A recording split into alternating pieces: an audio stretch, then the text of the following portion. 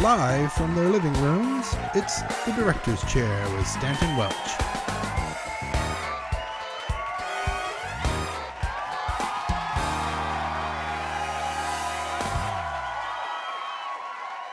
Hello everybody, it's Stanton Welch again with Houston Ballet, and we're here with another Houston Ballet vlog. And today we have with us Christopher Coomer. How are you, Chris? Not too bad. How you doing?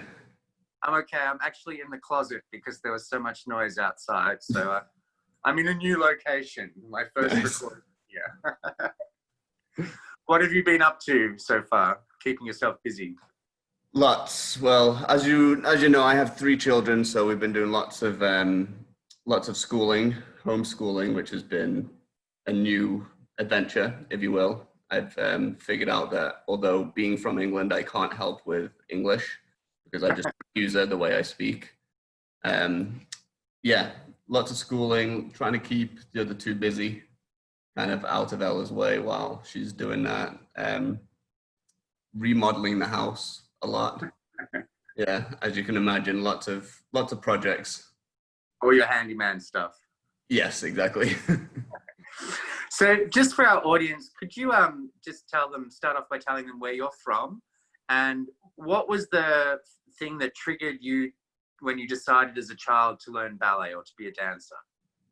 Well, I'm originally from a small town in England called Wallasey Village. I come from a big family, 3 sisters and 1 brother. So all 3 sisters grew up dancing. And then my brother started dancing, and I was always afraid that if I went to a school dance, that I would never be able to dance. But that's actually initially what triggered me. I kind of started doing modern, which is, I guess, the English hip hop, which is kind of nothing like it, but yeah. And my dance teacher tricked me. She wanted me to do ballet. So she gave me the option of doing either tap or ballet for free as like an add-on. And she herself, she created the tap syllabus of the syllabus that I do. So she was an amazing tapper. Seeing her and her niece also dance there too. Is an amazing tapper. And it looked really hard. So I decided to do ballet instead. It looked easier. And yeah, I was very much mistaken. And right away, was it something you knew you wanted to be a dancer, or did you see a show, or was there a moment that really when you went, actually, I want to do this for my life? I've always been not so much ballet, but just performance in general. Like we always used to go to like the British pantomimes and watch all the shows. My mum was really into kind of taking us. So every Christmas we'd go watch the shows, and you know, they're very interactive, and we performed, my dance school performed a lot with those kind of shows, basically. They'd add like a dance number in it. So we'd always be a part of a lot of theater. So I always knew I wanted to be on stage doing something, some form of dancing. Mm-hmm. Yeah. And it just kind of took me this way, and yeah. Well, it brought you to America. I mean, how old were you when you came to Houston Ballet Academy? I was 16. I'd literally I'd just finished schooling in England. Mandatory schooling finishes at 16. So I was actually planning on going back to school to do my A-levels. And next thing you know, I got offered a place in the academy. Carl, my brother, older brother, he graduated from Royal Ballet, the Royal Ballet School, and he actually came here first. And then through him, they found out about me, and I got a plane ticket and a student visa. So, yeah. And then how many years were you in the school? I was in three years in the school. Both myself and Connor were in the school together for 3 years, and then joined the company at the same time. I remember your graduation performance actually very well. Mm-hmm. Yeah, so right. Yeah, do you want to talk at all about that? I had previously just torn my hamstring. So the only piece that I was allowed to be in was actually your piece, A Time to Dance, in the pas de trois. So that was the only part that I was allowed to do. I'd gotten taken out of everything else. And back then, we performed to CDs. So I remember we got a certain way through, and we were on the floor in a ball, and next thing I know, CD just kept skipping, and then the music stopped and the curtain came in. I couldn't believe it. I was like, is after doing 3 graduations too, because we were in all 3 graduations each year, and this was my actual graduation.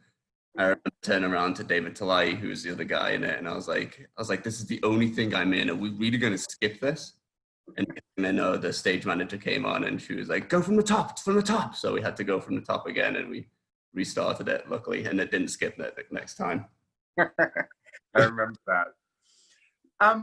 So when you're in the school and you're in HB2, you're doing all this kind of work and material, and then you join the company, and it's a big transition. If you could go back or give advice to a young dancer, what is important, or what did you notice or learn about that experience from then joining the Corps de Ballet and becoming one of 60?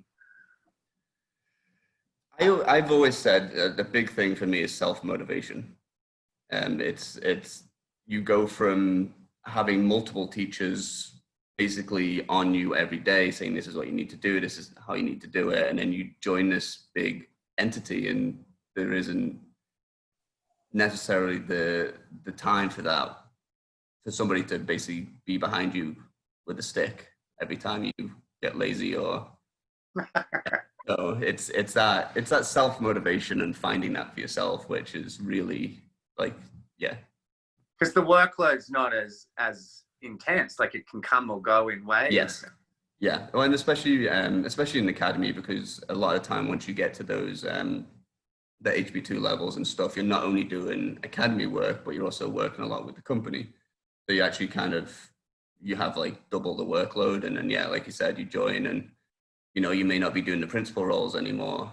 So it's that finding that motivation to like, keep you going, keep pushing, keep getting better. Yeah, exactly. So when you joined the company, can you think back now in your career as to a defining moment where you thought, wow, this is a big role, or this is a lot of pressure, or you just got chosen and it felt something very special, something that you look back with fondness about? I feel like I've had a few moments. There's Manon, I can't remember the name of the guy, the older guy in Manon, it was a G. This GM. Yeah, is it Manon? Oh, Anya again, sorry. Oh, yeah, right. Yeah. Gremlin. I got chosen to learn that, which as being a 19-year-old learning this older, very like sophisticated character kind of is a big deal for me, especially at that age. Who was your ballerina? I don't actually remember who I don't think I ended up performing it, but just being chosen to learn was like a big, especially at that age. And then obviously there was Rooster. My chance when I started off being third cast, and then my brother ended up getting injured, and I got shot up to doing first cast and ended up performing that, which was a huge deal for me. So, yeah. I've had quite a few very good opportunities, very good roles. Yeah. So that brings me sort of to the next question, which is about being thrown on in something that everybody has in their career, that moment where you have to switch partners, or you're sword fighting someone you haven't before, or even in the Corps de Ballet, switching from one side to the other side. Is there a moment that you think back with either with fondness or a good chuckle like that? Yes, definitely. Garrett Smith, who used to be in the company, is his first time choreographing on us, and it was in a triple bill. So there was 2 pieces instead of actually being a triple bill. It was a quad. So Melissa Hogue and Garrett both shared the middle section, and there was only, I think, a 3 to 5 minute intermission in between. And Connor was in Melissa's piece and also Garrett's, and I learned him, and he ended up injuring himself during Melissa's piece. I'd been off. I'd had a bulging disc in my neck, so I kind of been off and on struggling with that.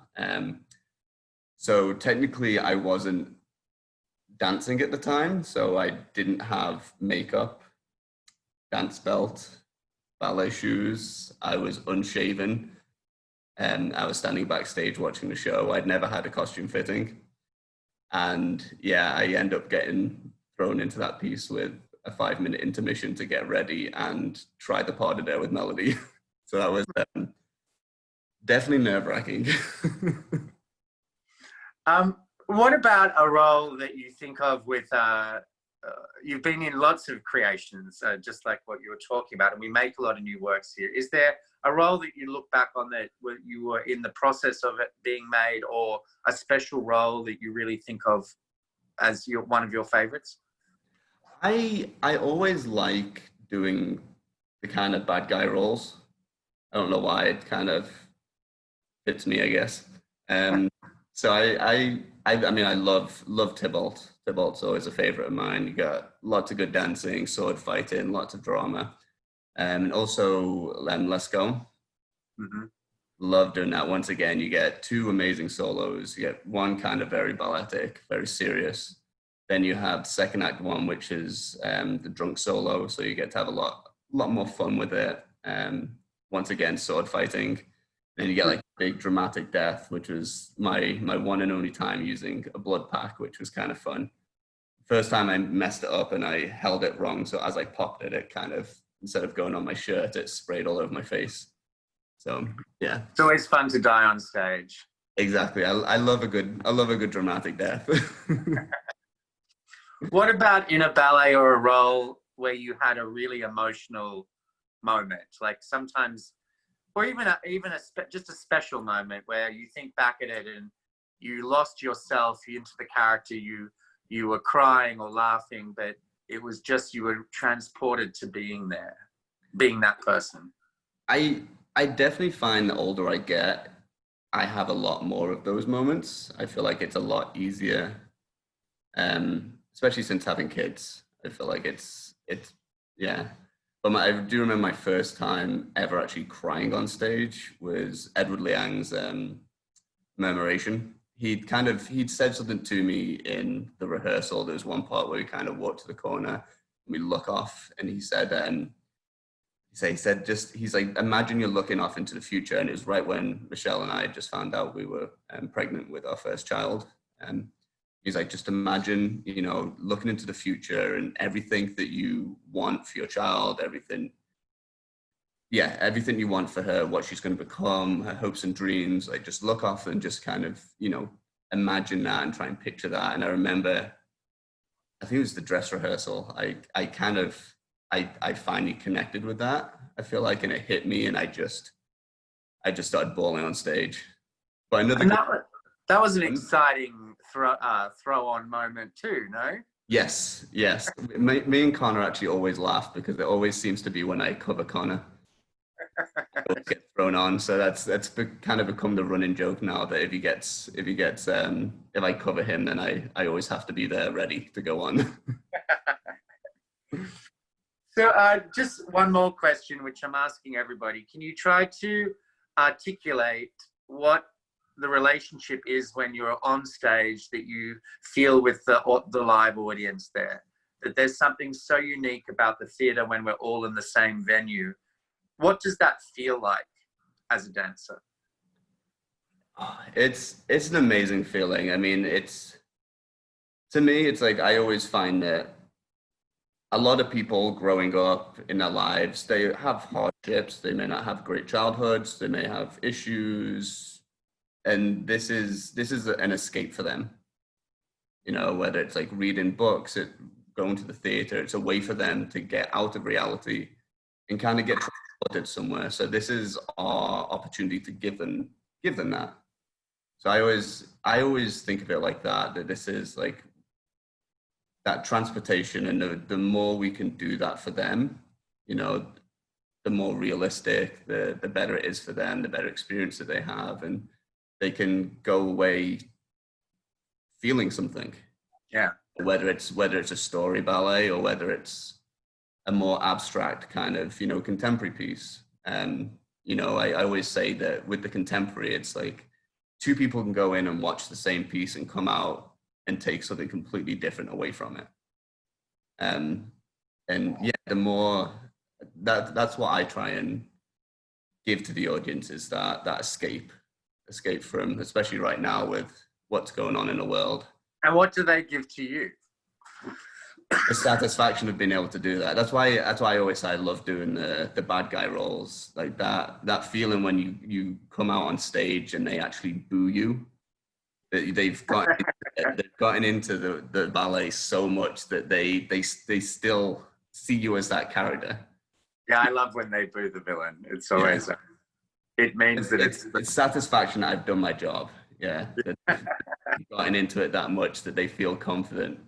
Which comes back to the British pantomime, that I grew up with. Like, it's very interactive, where you're shouting, he's behind you and all that sort of stuff. So yeah, when they can get into it, especially in a ballet role, like a ballet setting, where they can actually feel free enough to boo you, like, that's that satisfaction that I've given that, even for just a few hours, that escape from regular life. Yeah. Well, thank you very much for this. Thank you. Bye from the dog. Thank you. See you soon. Have a good one. Bye. All right.